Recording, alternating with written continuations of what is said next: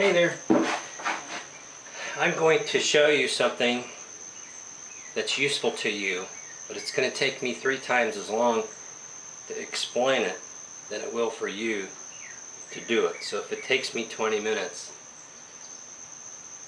stay tuned, because it'll only take you 8 or 10 minutes to fix. Knowledge builds. My knowledge, which comes from all sorts of influences, then is shared. Your knowledge builds. You share your knowledge back and forth, and together we build the knowledge base that we have.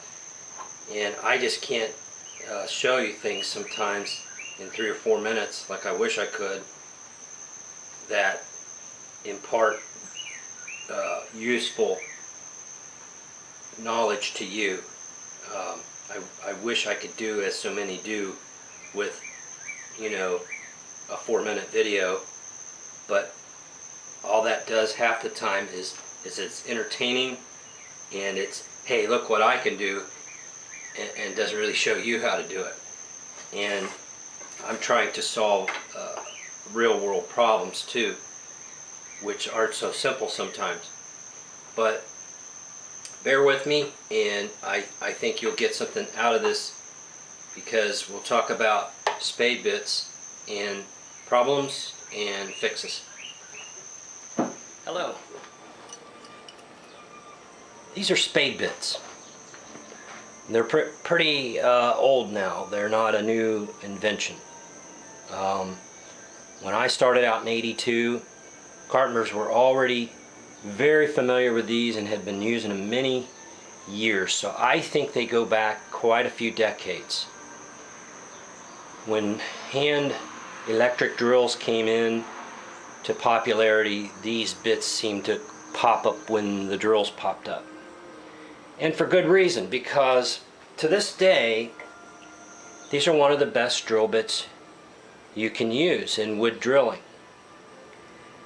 They are fast, they drill clean holes, they are easy to pinpoint on a mark. Believe it or not, they can be resharpened. Guys didn't typically try to do this though until recently with diamond abrasives. So when they got dull, guys tended to chuck them, and they were cheap enough to do that. As good as they are, they have problems. Now, I have a dowel maker video where I make a dowel making jig, and one of the things that precipitated that jig, one of the reasons for making it, was that when you drill holes and buy store-bought dowel, the dowels don't fit. There's too much slop. The dowel is smaller than the hole, inevitably. It's especially true with spade bits. There's several reasons for that. Spade bits can get bent. So if you're doing rough work, if you're an electrician or somebody drilling holes for house wiring, or carpenter, you hit a nail, these don't do good, and they can bend. The good news is, if you look down the shaft of the bit, you can see the bend a lot of times. If you have a machinist vise, then you chuck it in the vise, and you can hit it with a ball peen hammer or a hammer and bend it back. And you can tell as it spins in your drill if it's wobbling. A bit that wobbles is going to always be problematic for getting the hole. When it says a half, you want a 1/2 inch hole. Even a perfect unbent bit from the store, these tend to be problematic with doweling. And by doweling, I'm not talking about just furniture dowel joints, which it would be a whole other discussion, but I'm talking about exposed dowels or screw plugs that need to fit tight. And so I have this video on a dowel making jig, and the purpose behind that is, okay, if the bit is the problem and it creates a hole that's too large, then we got to get a dowel that fits our holes, and I show how to do that. But let's say you go the other direction and you say, I don't necessarily want to get into making dowels. I've got a fast and convenient source to run to the store and get oak, birch, poplar dowels. I use them, And this is another thing about using dowels. I think woodworkers have kind of forgotten about dowel rod in some respects of how much you can do with it. Take any furniture joint or any carpentry joint, like a rougher joint, let's say a butt joint in 2 pieces of wood. You have a choice to nail this joint. Sometimes glue alone is good if you have solid wood pieces and it's long grain to long grain. Glue and clamp it alone. A lot of carpenters have glued and nailed. Screws are always an option if it's not a highly finished piece. Certainly nails have a traditional precedence and historical precedence. Nails and glue, screws and glue become a thing. But a lot of people forget that a beautiful joint is to dowel this. And just as you would nail on opposite angles for strength, and then set the nails and perhaps putty the nails, you can dowel on slight angles. And that joint is incredibly strong. And you still, to be honest, have a nailless construction. You have another traditional, attractive means of joinery that's quick, because you can clamp the 2 pieces and drill away. And a spade bit's nice for that. It would be nice because it has that tip, that point to set you up, and you can tilt and it will enter at an angle, no problem. Unlike a Forstner bit, which a lot of times doesn't want to go in at an angle very well. And there are solutions for that. You can pre-drill in a drill press a block of wood and then use that as a holding template for your Forstner bit and enter your actual workpiece beneath it on the angle. And sometimes that's what you have to do if you want to use a hand drill. You can start a Forstner bit and then tilt it and get the angle, but you have to do it in a scrap piece, because as it exits the back, then it will be a true cylindrical hole and your bit will channel into the work itself and work. But this doesn't need any of that. So this would be, in so many cases, this is a desirable bit, except for one major problem with these bits. They either are bent and they wobble a little bit, or they just plain are too much dimension, oversized dimension, to work with store-bought doweling. So you go back to the question, am I going to make dowels? That could be a solution. I've already done that. Another solution, though, that I haven't treated in videos yet is, what about working some kind of magic with these, some kind of witchcraft on these, some kind of mojo that would change the dynamics of this bit. So I'm going to set up and show you what you can do to this bit. Now the older bits did not have the little spurs. The newer bits, a real true improvement in the bit has come about with these cutting spurs. And they do several things. They make the bit cut better, but they make it start clean. And that's one of the things we're after in furniture work.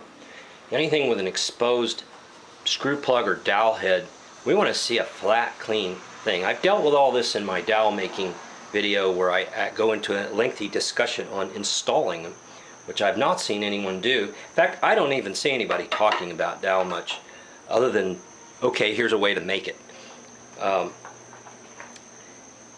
I'm not going to talk any more about these, because these have taken the market, and rightly so. Now, when they get dull, there's several cutting edges. You have the little ears or the spurs. This actually is a cutting edge. And as the bit spins clockwise, you can see how it's been machined out here. And there's actually a bevel here, a little back bevel, making a leading edge that's relatively sharp. That's true on this side. When those get boogered up or dull, they need filed or ground.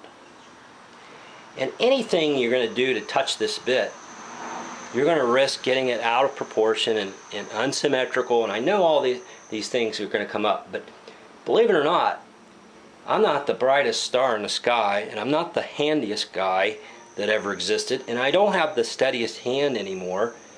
I have good hands, I think, and I've gotten pretty good at certain things. But still, if I can do it, a lot of people, you can do it. Let me just tell you that. And I have ground these or filed them. The trouble is, and things are always complicated, you cannot take a regular file and file this. This is tool steel, and it's relatively as hard as your file. So why damage or ruin a file trying to file a $3 or $5 bit when the file's $5 or $6 and more valuable as a file? So don't commence filing on it, and you normally don't ever want to file frontwards and backwards. That's hard on your steel files and all that. But don't even bother with a steel file.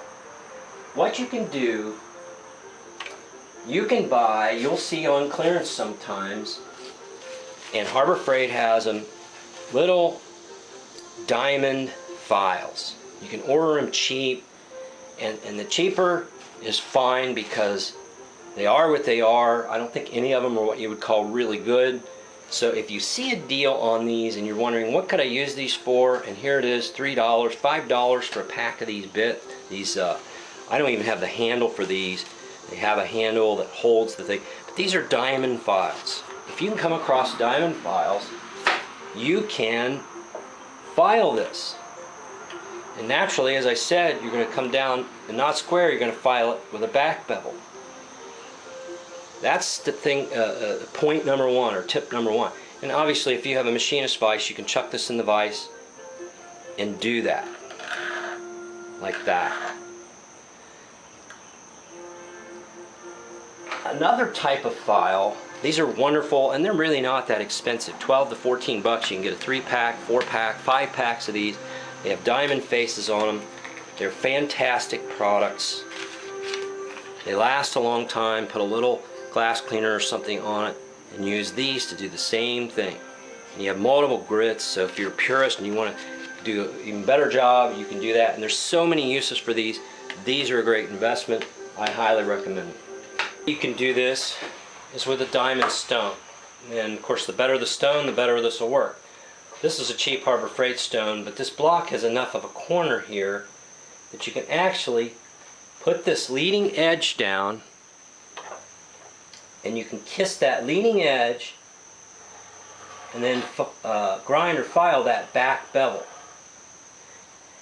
Then you want to proceed to these edges. And just stay tuned if your mind is already thinking about symmetry and getting them unequally off center.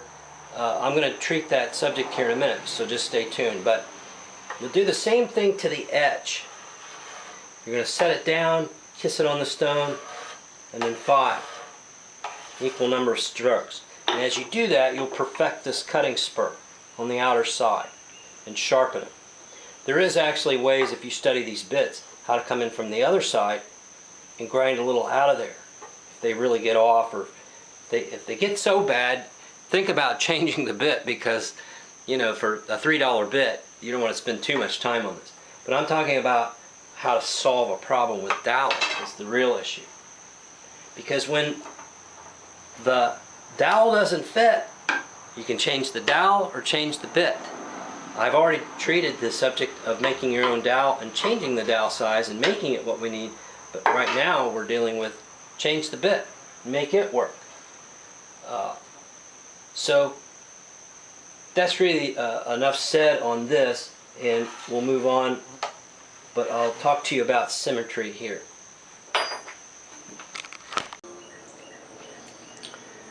When you're grinding these dowels, let me take the one out of the drill.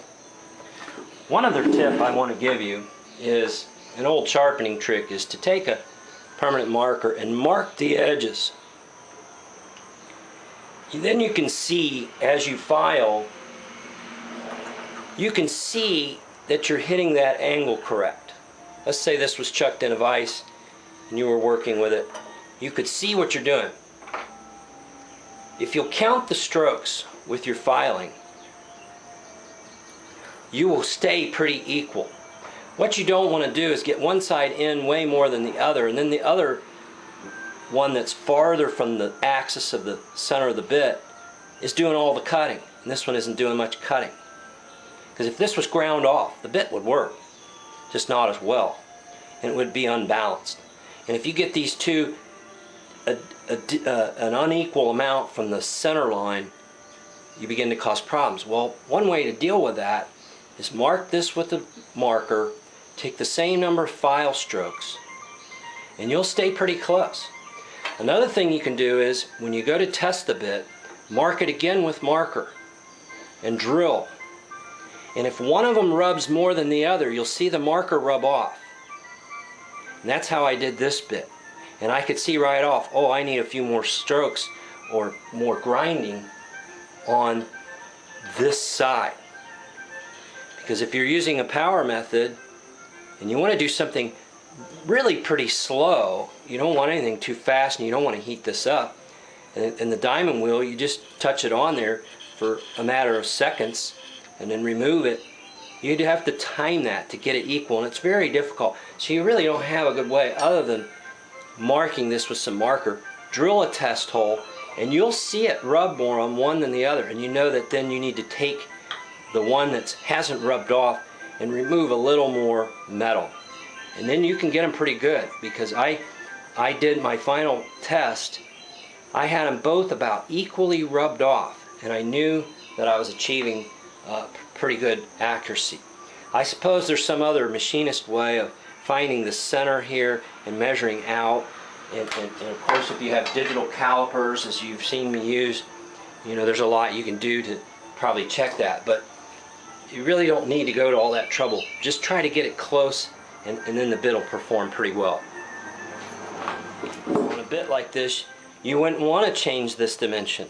Historically, when people show you how to sharpen spurred auger bits for a bracing bit, they preach at you, do not touch those outer ears, because you're then changing the size of the drill bit. Well, in this case, that's exactly what we want to do. When your dowel doesn't fit, change your bit. I'm going to set up a drill with 2 bits here. I have a bit in the drill now, was this one. I'm going to drill a hole. So you can see a tiny bit of wobble, but not too bad. But that's what their problem is.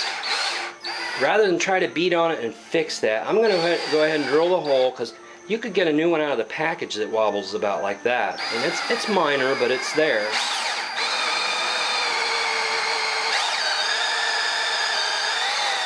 One of the benefits of spade bits is that spur exits out the back, this tip.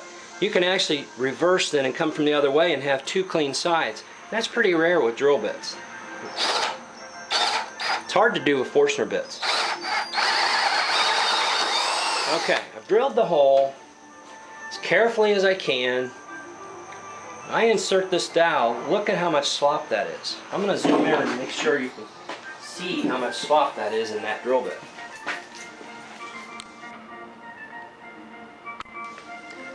There's just enormous gaps around it, and in my other video I measure it and show how there can be 20 thousandths difference, certainly 10 thousandths difference, and that's a problem. Now I'm going to zoom back out.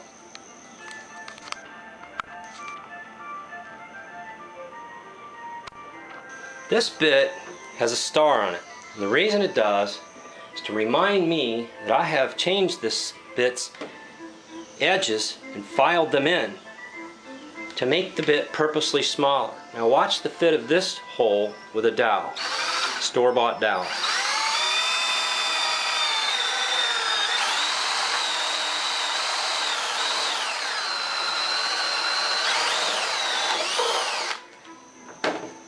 Here's the dowel.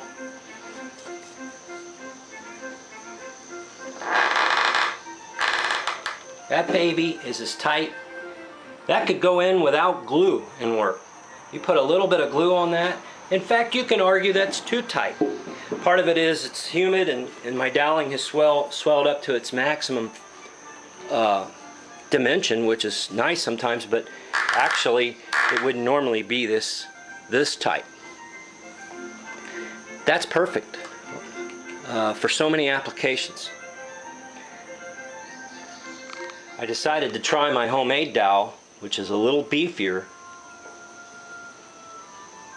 It would work, and that was the point of that exercise of making that jig, making the doweling, was to make it work, although it often doesn't work with spade bits. I think because this is swelled, it has worked in this hole. Back when I made the video, it didn't even want to work in the spade bit hole, or at least in that particular bit I was using. It's really tight in this latest hole. You'd have to beat that in, and that's not desirable. Now, one other way to grind these bits. If you have a Dremel tool, you can, I'll zoom out a little bit. You can, and I highly recommend Dremel tools. I think they're great in the shop. You can buy little Harbor Freight diamond wheels with a mandrel. So you set that up, and you can, if you're steady-handed, put on safety glasses, turn on the Dremel tool, and you can see what you're doing and drop that in and kiss that bevel and take some dimension off. You can even do out here. So that is another option if you have access to a Dremel or decide to get yourself a cheap Dremel tool. These are great tools. Just thought I'd show you that. It's a silly little trick, but it comes in very handy to me, and I would like to do more videos on using dowels because I think it's kind of a forgotten thing in woodworking, to be honest with you. Thanks for watching.